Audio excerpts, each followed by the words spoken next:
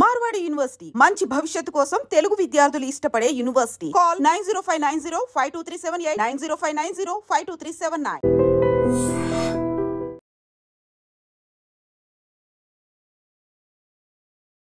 మహబూబ్ నగర్ కొల్లూరు గ్రామానికి చెందినటువంటి నరేష్, అట్లాగే అతను సహజీవనం చేస్తున్నటువంటి యువతి పేరు వచ్చేసి గీతాంజలి. వీళ్ళిద్దరు కూడా గత కొంతకాలంగా సహజీవనం చేస్తున్నటువంటి పరిస్థితి అయితే కనిపిస్తోంది. కానీ అంతకంటే ముందే ఈ శ్రీరామ్ నరేష్ అనే వ్యక్తికి ఆల్రెడీ మ్యారేజ్ అయిపోయింది, అట్లాగే ఒక పాప కూడా ఉంది. అయితే భార్యాభర్తల మధ్య కొంత మనస్పర్ధలు రావడంతో కొంత దూరంగా ఉంటున్నారు. అట్లాగే ఆ భార్య వచ్చేసి వాళ్ళ తల్లిగారింట్లో ఉంటుంది, పాపని చూసుకుంటూ అక్కడే ఉండిపోయినటువంటి పరిస్థితి అయితే కనిపిస్తోంది. అయితే సహజీవనం చేస్తున్నటువంటి గీతాంజలి అనే అమ్మాయి ఎవరైతే ఉన్నారో, ఇప్పుడు నరేష్ అండ్ గీతాంజలి మధ్య కూడా కొంత మనస్పర్ధలు రావడం, అది ఏ స్థాయికి చేరుకుంది అని అంటే ఏకంగా ఆ అమ్మాయిని అత్యంత దారుణంగా ప్లాన్ ప్రకారం చంపేశాడు నరేష్. అది స్వయంగా చెప్పింది ఎవరో కాదు, మహబూబ్ నగర్కి సంబంధించిన సిఐఏ ఈ కేసుకి సంబంధించిన డీటెయిల్స్ చెప్పినటువంటి పరిస్థితి. అయితే గీతాంజలిని ఎంత దారుణంగా చంపాడంటే, అంటే ఎక్కడైతే మనుషుల సంచారం చాలా తక్కువగా ఉంటుందో అక్కడికి తీసుకువెళ్ళి ఆమె కళ్ళల్లో కారం కొట్టి, ఆ తర్వాత కడుపులో పొడిచిన తర్వాత చున్నీతో ఆమెను అంటే మెడని బిగించి ఆమెను అత్యంత దారుణంగా చంపేసినటువంటి పరిస్థితి. ఆమెకి ఇక్కడి వరకు వెళ్దాము అని చెప్పి మాయమాటలు చెప్పి ఇప్పుడు ఎవరైతే తిరిగినటువంటి ప్రాంతం ఎక్కడైతే ఉంటుందో అక్కడికి తీసుకువెళ్ళిన తర్వాత అత్యంత కర్కశంగా ఈ నరేష్ అనే వ్యక్తి చంపేసినట్టుగా చెప్తున్నారు. అయితే ఈ కేసుకి సంబంధించి డీటెయిల్స్ చూసినప్పుడు ఇప్పుడు గీతాంజలి వాళ్ళ అమ్మ, మా అమ్మాయి అసలు కనిపించట్లేదు, ఏమైందో ఏంటో అని పోలీసులకు ఫిర్యాదు చేసినప్పుడు అప్పుడు పోలీసులు రంగంలోకి దిగితే పూర్తిగా ఈ విషయాలన్నీ బయటకు వస్తున్న పరిస్థితి. అమ్మాయిని చంపిన తర్వాత ఈయన నవాబ్పేట పోలీస్ స్టేషన్కి వెళ్ళి, నరేష్ నవాబ్పేట పోలీస్ స్టేషన్కి వెళ్ళి లొంగిపోయిన సిచ్యువేషన్.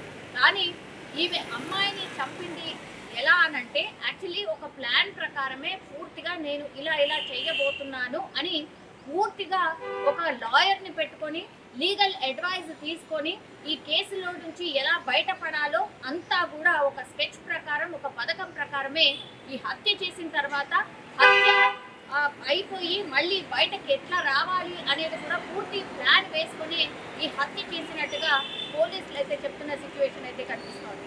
దీని అంతటికీ కారణం ఏంటంటే యాక్చువల్లీ ఆల్రెడీ మ్యారీడ్ కాబట్టి, పాప ఉంది కాబట్టి పాప మీద ప్రేమ, అట్లాగే భార్య మీద ప్రేమ కావచ్చు.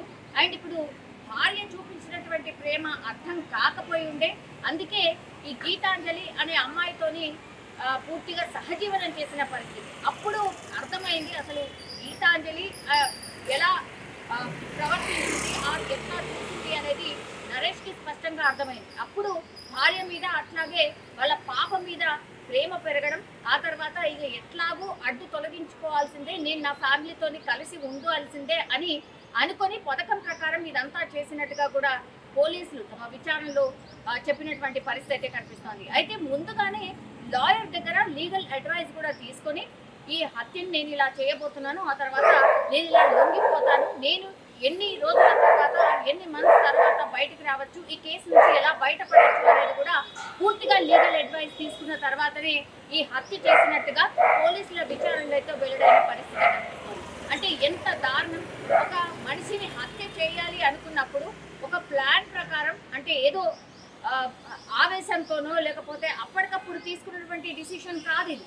పోలీసుల ముందుట ఆయనే చెప్పిండు, అంటే పూర్తిగా నేను ఇలా చేస్తాను, ఆ తర్వాత నేను ఈ కేసు నుంచి ఎలా బయటపడాలి అని లాయర్ని పెట్టుకొని లీగల్ అడ్వైస్ తీసుకొని బయటపడ్డాడు అని అంటే మరి ఇట్లాంటి ఎన్ని దారుణాలు జరుగుతాయి. ఇట్లా అందరూ చేసుకుంటా వెళ్తే మరి ఇక నిందితులు అందరు తప్పించుకునే అవకాశమే ఎక్కువగా ఉంటుంది కదా. ఇంత కర్కశంగా నీకు కోపం ఉంటే ఆమెకి ఏదో చెప్పాల్సిందో, లేకపోతే వాళ్ళ అమ్మ దగ్గరికి మాట్లాడిసిందో, ఇంకేదో చేయాల్సింది. కానీ చంపడం వల్ల అసలు ఏమొస్తుంది? ఇప్పుడు లాస్ట్కి వస్తే చంపినా సరే మేము బయటకు వస్తామన్న కాన్ఫిడెన్స్ ఇప్పుడు నరేష్ దగ్గర నుంచి వ్యక్తమవుతుంది. పోలీసులు అదే ఆశ్చర్యాన్ని వ్యక్తం చేస్తున్నారు. అంటే ఒకవేళ హత్య చేసినా మేము బయటకు రావచ్చు అనే కాన్ఫిడెన్స్ ఇప్పుడు ముద్దాయిల్లో కనిపిస్తోంది. ఇది అత్యంత దారుణం, ఇది ఏమాత్రం కూడా కరెక్ట్ కాదు అనేటువంటి విషయం కూడా చెప్తున్నారు. అట్లాగే ఇప్పుడు లాయర్ ఎవరైతే ఆయన ముందే లీగల్ అడ్వైస్ తీసుకున్నారో ఆయనను కూడా విచారణ నిమిత్తం పిలిచినట్టుగా చెప్తున్నారు. ఆ లాయర్ దగ్గర కూడా పూర్తిగా ఈయన ఏం మాట్లాడుకున్నాడు, ఎంత చెల్లించాడు, ఇదంతా కూడా అడిగే అవకాశం ఉన్నట్టుగా చెప్తున్నారు. సో ఈ కేసులో ఏవేవైతే కోణాలు ఉన్నాయో వాటన్నిటికీ గురించి పోలీసులు అయితే ఆరా తీస్తున్న సిచ్యువేషన్ అయితే కనిపిస్తోంది. మరి ఇప్పుడు నరేష్కి ఎట్లాంటి శిక్ష పడుతుంది ఏంటి అనేది చూడాల్సింది. నిజంగా ప్రస్తుతం ఉన్నటువంటి సమాజం దేనికి ప్రయారిటీ ఇస్తుంది? ఆర్థిక సంబంధాల చుట్టూ మాత్రమే తిరుగుతోంది. మళ్ళీ ఎన్నికలంగానే చాలా విరక్తి కలుగుతున్నాం. మంచి అనిపిస్తుంది కదా, లేడీస్ కూడా ఛాలెంజింగ్ జాబ్స్ చేసినప్పుడు చాలా బాగుంటది. ట్రాఫిక్ అసిస్టెంట్స్ గా నియమించిన ట్రాన్స్జెండర్స్ అందరితో సాల్యూట్ చేయించుకుంటున్నారు. ఫుడ్ డెలివరీ ఇవ్వటానికి వెళ్ళినటువంటి డెలివరీ బాయ్ అనిల్ పై కళ్ళ ముందు